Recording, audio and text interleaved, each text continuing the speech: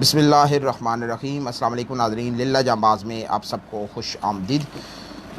ہم اپنے اناؤنسمنٹ کے مطابق لائیو سیشن میں آپ کے سامنے حاضر خدمت ہیں۔ آج ہمارا ٹاپک ہے عشر کے متعلق آپ کے سوالات و جوابات رکھیں گے۔ ہمارے ساتھ موجود ہیں حضرت علامہ مولانا محمد عظمت اللہ صاحب، جو فاضل ہیں دارالعلوم محمدیہ غوثیہ بحیرہ شریف کے، اور ابھی پرنسپل ہیں دارالعلوم محمدیہ غوثیہ پیر کھارا شریف، حضرت پیر کرم شاہ رحمۃ اللہ علیہ الازری ان کے شاگرد ہیں، اور ابھی ہمارے علاقے کی خاص شخصیت ہے، دارالفتاح کے ٹیچر ہیں، وہاں پہ انچارج ہیں دارالعلوم محمدیہ غوثیہ پیر کھارا شریف میں۔ ان سے ہم نے خصوصی وقت لیا ہے۔ السلام علیکم حضور۔ وعلیکم السلام ورحمۃ کیسے اللہ۔ مزاج ہے؟ الحمدللہ۔ اچھا حضور، پہلے تو آپ کو ویلکم کہتے ہیں۔ آج آپ نے ہمارے لیے خصوصی وقت نکالا عشر کے متعلق۔ پہلے بتائیے عشر کہتے کسے ہیں؟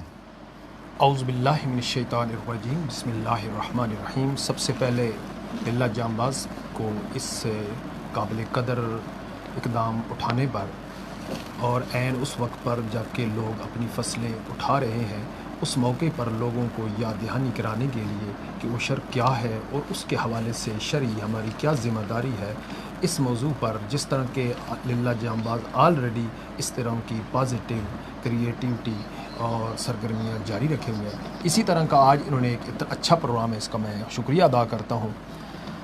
حضرات گرامی قدر، اللہ جل مجدہ نے قرآن مجید کے اندر زکوٰۃ کا کم و بیش 30 مقامات پر حکم دیا ہے۔ زکوٰۃ کیا ہے کہ اب آپ جس نصاب کے، جس سرمایہ کے مالک ہیں، اس کا 40واں حصہ ادا کرنا، 40 میں سے 1/40 اللہ کی رضا میں، اللہ کی راہ میں، اللہ کی رضا کے لیے ادا کرنا۔ اسی طرح جو پیداوار زمین سے ہوتی ہے اس پر جو 1/10واں حصہ ادا کیا جاتا ہے، اس لیے اس کو عشر کہتے ہیں۔ یہ عشرتن سے جس کا معنی ہے، عربی کا یہ لفظ ہے، اس کا معنی 10۔ ٹھیک ہو۔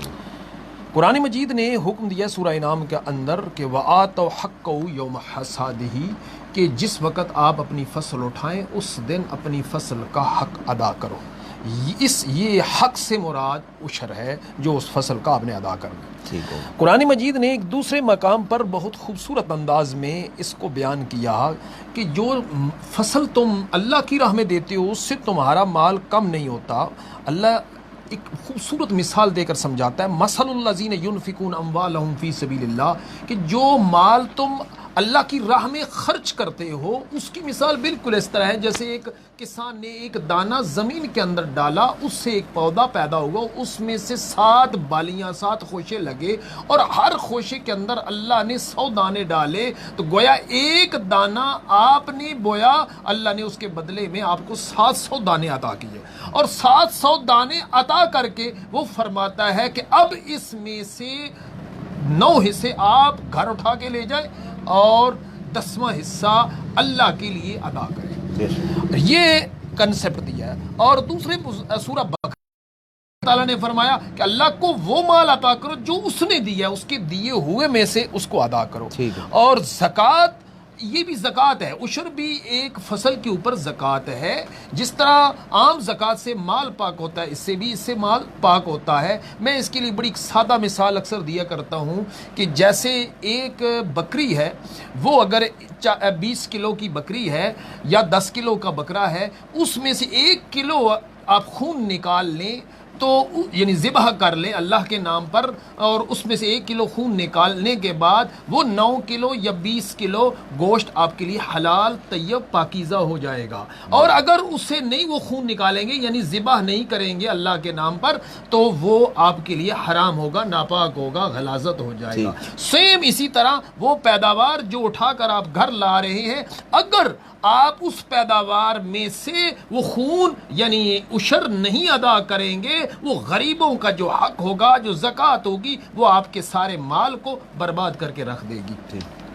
اس لیے حضور علیہ السلام کی حدیث پاک ہے کہ حضرت حسن سے روایت ہے کہ اپنے زکوٰۃ دے کر یعنی عشر دے کر اپنے مال کو مضبوط کلوں کے اندر محفوظ کر لو۔ ایک حدیث میں ہے کہ اپنے بیماروں کا علاج صدقہ یعنی یہ عشر ادا کر کے ادا کرو۔ حضرت بریدہ رضی اللہ تعالیٰ سے روایت ہے جو قوم زکوٰۃ نہیں دیتی یعنی عشر نہیں دیتی اللہ تعالیٰ اس قوم پر قحط مبتلا اس قوم کو قحط میں مبتلا کر دیتا ہے۔ تو برادران اسلام ایک خوبصورت واقعہ سورہ نجم کے اندر 29واں پارہ ہے، آپ تلاوت کریں اور خاص طور پر ضیاء القرآن آپ تلاوت کریں تو اس کے اندر ایک فرمایا کہ ان بلاؤناہم کما بلاؤنا اصحاب الجنہ، ہم اسی طرح یہ تمہیں فصلیں دے کر باغات دے کر اسی طرح آزمائیں گے جس طرح ایک باغ والوں کو ہم نے آزمایا۔ یہ یمن کا ایک سخی آدمی تھا، وہ جب بھی اپنی فصل اٹھاتا تو علاقے کے سارے غریبوں کو بلا کر سب سے پہلے عشر ادا کرتا اور غریبوں کا حق ادا کرتا اور باقی پیداوار گھر میں اٹھاتا۔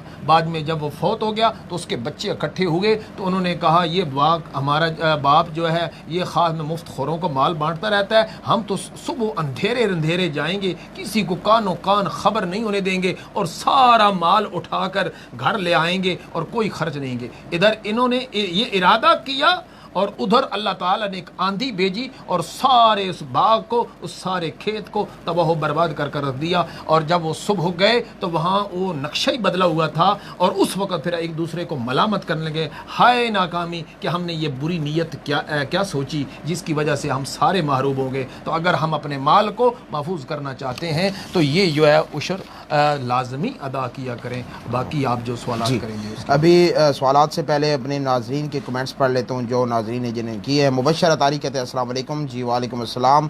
محمد دلاور خان کہتے ہیں ماشاءاللہ بہت شکریہ۔ ندیم للہ کہتے ہیں ماشاءاللہ بہت شکریہ۔ ویس سیاد کہتے ہیں ماشاءاللہ جی بہت خوب بہت شکریہ۔ رفاقت علی کہتے ہیں ماشاءاللہ بہت شکریہ۔ مبشر اطاری صاحب ڈوڈی تھل سے کہتے ہیں ماشاءاللہ جی علامہ صاحب کو میری طرف سے سلام کہنا، جزاک اللہ بہت شکریہ۔ یاسر ملک کہتے ہیں ماشاءاللہ بہت شکریہ۔ ارسلان باسط صاحب کہتے ہیں ماشاءاللہ بہت شکریہ۔ گریز خان افریدی کہتے ہیں ماشاءاللہ بہت شکریہ۔ محمد صفدر کہتے ہیں ماشاءاللہ بہت شکریہ۔ ملک اختر کہتے ہیں ماشاءاللہ جی بہت شکریہ۔ بہار بریار کہتے ہیں ماشاءاللہ بہت شکریہ۔ اچھا حضور عشر کا نصاب ایگزیکٹ کیا ہے؟ گزارش ہے کہ عشر کا نصاب بڑا سادہ سا ہے کہ اس کا کوئی نصاب نہیں ہے۔ زمین سے جو کچھ پیدا ہوا، ایک ٹوپا ایک سا بھی اگر غلہ پیدا ہوا تو اس پہ بھی عشر ہے۔ ٹھیک ہے، اس کی کم سے کم کوئی مقدار نہیں۔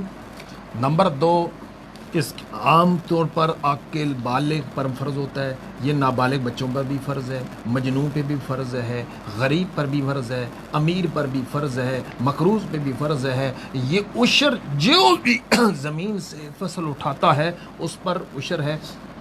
جتنی وہ پیداوار لے، 1 کلو بھنڈی لے، 10 بھنڈیاں توڑ کر لے آئے تو 9 بھنڈیاں آپ کی ہیں، 10ویں بھنڈی اللہ کی۔ ٹھیک ہو، بہترین ہو گیا۔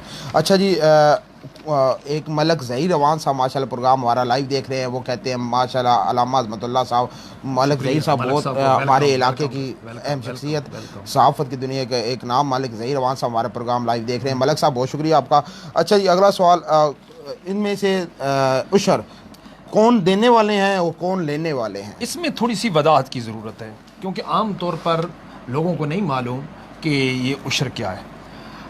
ایک آدمی سبزیاں بوتا ہے، چاہے ٹنڈے ہے، چاہے بھنڈی ہے، چاہے تربوز ہے، خربوز ہے، جو کچھ وہ سبزیاں پھل، حتیٰ کہ امرود بوتا ہے، انگور ہیں، جو بھی پیداوار ہوتا ہے۔ اسی طرح فصلوں میں سے باجرہ ہے، جوار ہے، دال مسور ہے، اس کے بعد گندم ہے، جو ہے، چنے ہیں، مسئلے خریف کی ہے، خزاں کے موسم کی ہے یا بہار کی ہے، حتیٰ کہ سال میں 3 فصلیں اٹھائے، 1 اٹھائے، 4 اٹھائے، جتنی پیداوار جب بھی پیداوار اٹھائے گا تو جب پیداوار تیار ہو کر آپ نے گھر تب لانی ہے، سب سے افضل ٹائم ہے کہ وَآتُوا حَقَّهُ يَوْمَ حَصَادِهِ کہ پہلے زمین کا یعنی غریبوں کا حق ادا کریں اور اس کے بعد 10واں حصہ ان کا ادا کریں اور پھر اس کے بعد دوسرا سوال یہ کہ کن کو دینی ہے. جن جن کو آپ زکوٰۃ دے سکتے ہیں انہی کو آپ عشر دیں گے. مثلا آپ سب سے پہلے فقیر ہے. قرآن مجید نے یہ بندے کی رائے پہ نہیں چھوڑا, خود اللہ نے مدات مقرر کر دی ہیں کہ کن پر خرچ کرنا ہے. تو سب سے پہلے فقیر بیان کیا, پھر بیان کیا مسکین. مسکین وہ ہوتا ہے جس کے پاس کچھ بھی نہ ہو, حتیٰ کہ مجبور ہو جائے لوگوں کے سوال کرنے پر, کیونکہ اگر آپ کے پاس تھوڑا سا مال بھی ہے تو آپ کے لیے حرام ہے کہ آپ کسی سے سوال کریں. مسکین وہی ہوگا کہ جس کے پاس کچھ نہ بچے, خالی ہو جائے, وہ آدمی سوال کرے گا. تو سب سے پہلے مسکین کا حق ہے. پھر فقیر. فقیر وہ ہوتا ہے جو مال تو ہے اس کے پاس لیکن وہ اتنا مال نہیں کہ وہ خود زکوٰۃ دے. تو مقصد ہے کہ وہ نصاب سے مثلا 52.5 تولے چاندی کی قیمت کے برابر نہیں, جو کہ آج کل 52 یا 53,000 روپیہ ہے. جو 53,000 روپیہ نہیں ہے اس کے پاس 30,000 روپیہ ہے. ان نصاب کے برابر اس کے پاس مال نہیں ہے, زکوٰۃ فرض نہیں ہے, تو وہ آدمی فقیر ہے. اب اس کو زکوٰۃ دے. اب یہاں ایک عطر عثمان صاحب بہت ایک دلچسپ بات ہے کہ اسلام میں دو ہی چیزیں, یا لینے والا, دو ہی طبقے ہیں, یا دینے والے یا لینے والے. اگر آپ زکوٰۃ نہیں دیتے تو اس کا مطلب آپ فقیر ہیں, آپ زکوٰۃ لیں. اگر آپ لیتے نہیں ہیں تو پھر آپ دیں. اسلام کہتا ہے کہ آپ 2 گلاس ہیں, ایک گلاس زیادہ بھرا ہوا ہے, ایک کم بھرا ہوا ہے. اسلام چاہتا ہے وہ جو زیادہ بھرا ہوا ہے وہ اپنا مال پانی دوسرے کی طرف پلٹائے تاکہ وہ بھی آپ کے نیچے سے اٹھ کر اوپر. یہاں پہ ایک چھوٹا سا سوال ذہن میں آیا, جس طرح زکوٰۃ کا ہوتا ہے کہ سال پورا ہو جائے, پورے جب سال ہوا اس ٹائم وہ زکوٰۃ دینے کے قابل نہیں ہے.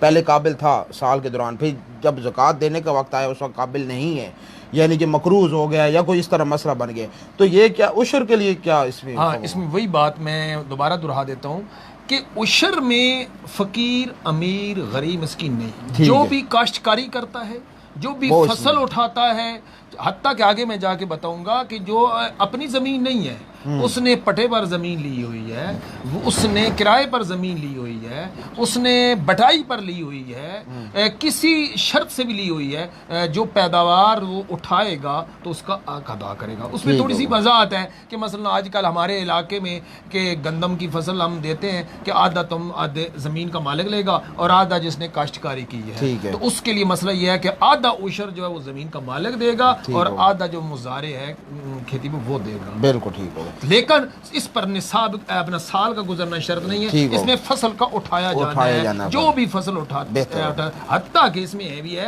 کہ اگر آپ کے باغ اس میں کچھ بیر کا درخت ہے, اس پہ شہد لگ گیا ہے, اس شہد کا بھی آپ عطا کرے گا. اس میں سرسوں ہے اس کا بھی ادا کرے گا. اس میں تارا میرا کی فصل ہے جسے آپ جمع کہتے ہیں, اس کا بھی آپ ادا کریں گے.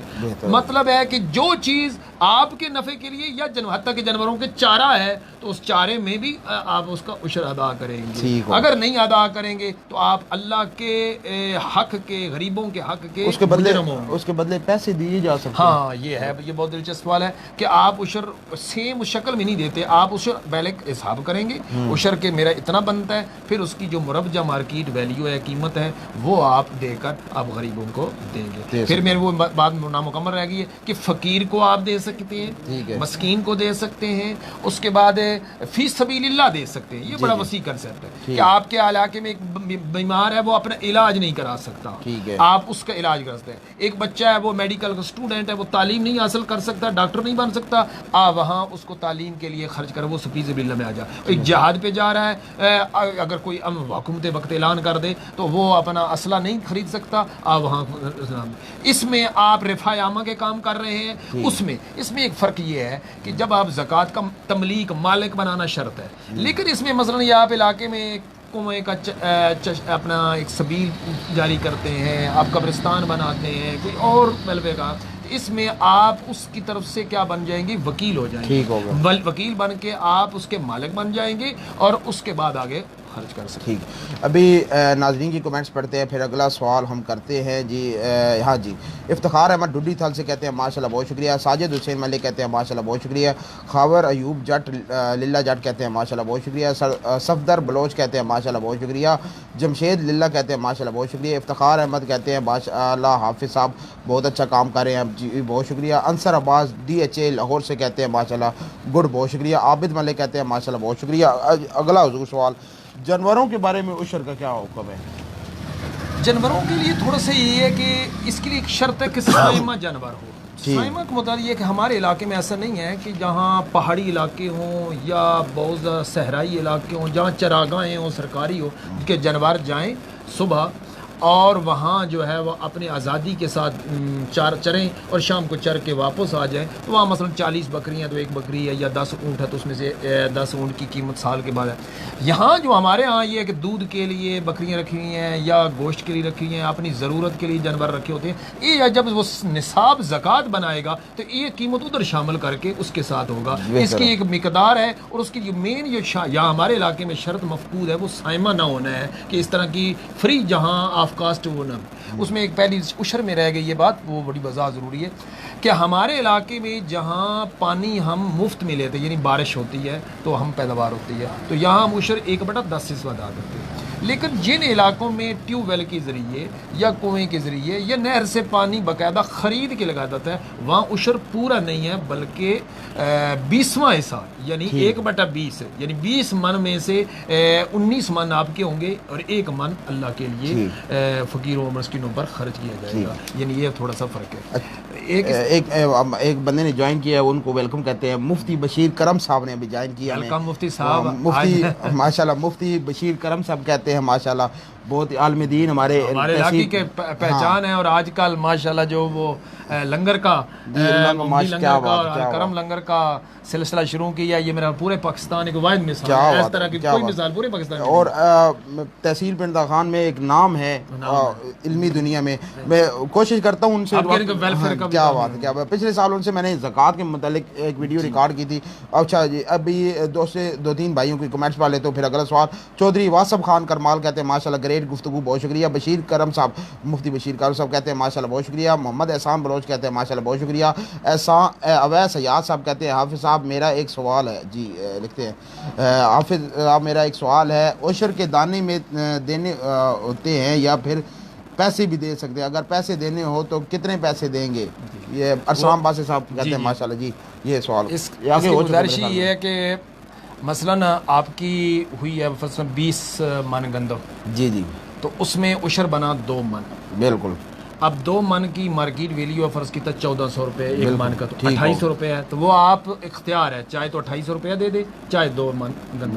بہترین. اچھا اگلا حضور سوال ایک اہم ہمارے علاقے کے لیے خاص طور پر, یہ ناظرین کے لیے بھی بڑے توجہ والا سوال ہے. جی زمین سے مثال کے طور پہ ہم 20 من دانے اٹھاتے ہیں. ہمارے علاقے میں ایک روایت ہے, یا آپ سے سمجھ لیجیے ہمارے علاقے کے طریقہ کار ہے کہ جو اونٹ پہ لاد کے لے آتے ہیں یا ٹریکٹر ٹرالی پہ لاتے ہیں ان کو بھی بیج اسی دانوں میں سے کچھ حصہ دے دیتے ہیں, پیسے نہیں دیتے. آگے جب وہ گندم کاٹی جاتی ہے, جب پہلے کاٹی جاتی ہے, کاٹنے والوں کو بھی کئی بار وہ دانے یہ سب دے دیتے ہیں, بھئی یہ آپ کو اتنے دانے دے دیں گے, آپ ہماری فصل کاٹ دیں یا بھوسا. اس کے بعد جو گندم جب مشین لگتی ہے اس وقت بھی گندم بیج میں ڈالتے ہیں. اب پھر گھر میں آئی ہے ٹوٹل مثال کے طور پہ 10 من گھر میں ہمارے گندم آئی ہے.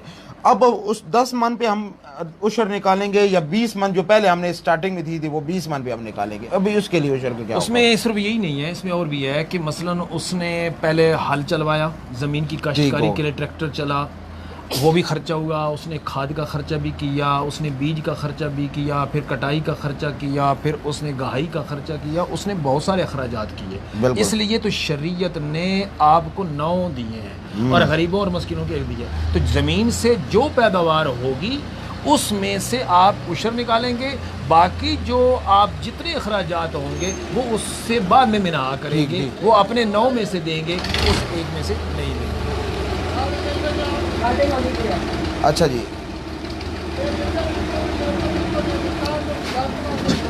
موٹر سائیکل جی. اچھا ایک منٹ, تھوڑا سا شور ہے, ایک بار ٹریکٹر گزر. جی ٹھیک. تو وہی ایک مقصد ہے کہ یہ اخراجات جو ہے منہا جو ہے کیے بغیر جو ہے اس میں سے جو پیداوار ہوگی اس موقع پر اس میں سے 10واں حصہ نکالیں. ٹھیک ہوگا. اچھا آخری سوال اور فائنل سوال, عشر نہ دینے والوں کی وعید کیا ہے؟ ہاں, ایک تو میں نے پہلے عرض کر دیا کہ یہ مال کی حفاظت ہے. ٹھیک ہے. اور اگر نہیں آپ دیں گے تو جس طرح زکوٰۃ نہ دینے کی وعید ہے کہ انسان سب سے پہلے کہ زکوٰۃ دینا فرض ہے, اگر نہیں دے گا تو وہ اللہ کے فرض کا تارک ہوگا، جس طرح نماز کا فرق ہے وہ فاسق و فاجر ہے. اور اس کے یہاں تک بات ہے، بڑی دلچسپ بات ہے کہ اس کی شہادت قبول نہیں ہے. آج سوسائٹی اسلامی سوسائٹی نہیں رہی، مدینہ کی ریاست واقعتاً نہیں رہی. اگر آج مدینہ کی ریاست ہو جائے تو جو شخص زکوٰۃ نہیں ادا کرتا، جو شخص نماز نہیں پڑھتا، جو شخص سچ نہیں بولتا، اس کی عدالت کے اندر ضمانت نہیں ہوگی، اس کی کہیں کوئی گارنٹی نہیں ہوگی، اس کی شہادت نہیں ہوگی، وہ مردود شہادت ہو جائے گا کہ یہ معاشرے کا مسترد شخص ہو جائے گا. تو اس کا سب تو پہلے یہ کوئی انسان کوئی بھی قابل اعتماد کسی جگہ کسی معزز سوسائٹی وہ قابل عزت ہی نہیں ٹھہرے گا کہ جو مطلب ہے کہ وہ اللہ کا غریبوں کا جو حق ہے وہ. دوسرا یہ ہے کہ حدیث پاک ہے کہ یہ جو زکوٰۃ کا مال جو اپنے پاس رکھتا ہے یہ نہیں دیتا، وہ ایک زکوٰۃ ہے فصل کی، وہ جو نہیں ادا کرتا تو وہ زکوٰۃ اس کے اپنے مال کو برباد کر رکھ دیتی ہے. ٹھیک ہے، تو یہ اگر آپ دے دیں گے تو آپ کا مال محفوظ ہو جائے گا، آپ کے آپ کا جو جسم جو ہے وہ بھی محفوظ ہو جائیں گے، یعنی ہر قسم بیماریوں سے محفوظ ہو جائیں گے. آپ کے مال ہر قسم کی تباہی سے، جیسے میں نے آپ یہ واقعہ دیا کہ ان لوگوں نے عشر نہ ارادہ، سورہ القلم کے اندر واقعہ ہے کہ جب انہوں نے یہ رات کو ارادہ کیا کہ ہم نے نہیں دینا غریبوں کا حق، تو غریبوں کی آہ نے صبح ان کے سارے کھیت کو برباد کرا دیا. اس کا نہ دنیا کا بھی تباہ برباد رہے گا آخر. اور میں ایک دلچسپ بات بتاؤں کہ آپ کیوں نہیں دیں گے؟ کیا آپ اپنا مال اکٹھا کر کے اپنے بچوں کو رکھیں گے؟ غریبوں کا خون، غریبوں کا حق، دوسروں کے بچوں کا حق اپنے بچوں کو کھلائیں گے؟ ہرگز نہیں. یہ بچے پھر کل قیامت کے دن وہ قیامت کا دن ہوگا کہ یوم یفر المرء من اخیہ، کہ اس دن ہر شخص باپ سے، بہن بھائی سے جدا ہو جائے گا. اس دن کوئی کام نہیں آئے گا. آپ کا مال وہ نہیں ہے جو اپنے بچوں کو کھلائیں گے، ان کے لیے جمع کریں گے. آپ اس مال کے مالک ہیں جو آپ آگے بھیجتے ہیں. دنیا میں یاد رکھیں، اس دنیا کے اندر آپ کا زر نقد کیا ہے؟ روپیہ ہے، ڈالر ہے، یورو ہے.